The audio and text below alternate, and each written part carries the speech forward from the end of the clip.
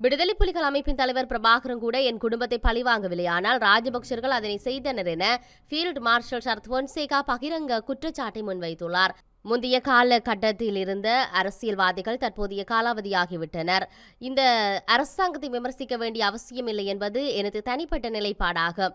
இந்த அரசாங்கத்தின் மீது விமர்சனங்களை முன்வைத்தால் முந்தைய ஊழல் மோசடி அரசியல்வாதிகள் அதனால் பலன் பெறுவார்கள்.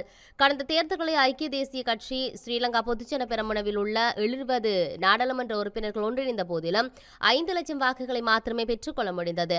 சஜித் பிரேமதாசவின் வாக்குகள் 50% குறைவடைந்தது. எவ்வாறாயினும் உள்ளூராட்சி மன்ற தேர்தலில் ஓரளவு வாக்குகளை பெற்றால் அதனை அடிப்படையாக கொண்டு பாரிய பிரச்சாரங்களை முன்னெடுத்திருக்கின்றனர். 2 லட்சம் வாக்குகள் அதிகம் பெற்றுள்ள சஜித் அடுத்து தானே ஜனாதிபதி என எண்ணிக்கொண்டிருக்கிறார். நாமலுக்கு 6 லட்சம் வாக்குகள் அதிகம் கிடைத்துள்ளன. தந்தையை போன்று மீண்டும் நாட்டை ஏமாற்றி பிளக்க முடியும் என்று அவர் எண்ணிக்கொண்டிருக்கிறார். எவ்வாறாயினும் அவர்கள் இருவரிடமும் மக்கள் நாட்டை ஒப்படைப்பார்கள் என்று நான் எதிர்பார்க்கவில்லை. இன்று ராணுவ வீரர்களை சிப்பாய்கள் என்று அழைத்தமைக்காக முதலை கண்ணீர் வடிக்கும் ராஜபக்சர்கள் அன்று யுத்தம் நடைபெற்ற பின்னர் ராணுவ தளபதியான என்னை சிறையில் அடைத்து நன்கு உபசரித்தனர். என்னுடன் பணியாற்றிய ராணுவத்தில் முக்கிய பதவி நிலைகளை வகித்த 35 ராணுவ அதிகாரிகள் ஓய்வூதியமின்றி சேவையில் நீக்கப்பட்டனர். சரத் பொன்சேகாவை சிறையில் அடைத்ததை தன்னால் அனுமதிக்க முடியாது என தற்போது நாமல் கூறுகிறார். ஆனால் அதனை அவரது தந்தை சித்தப்பாக அனுமதித்தனர்.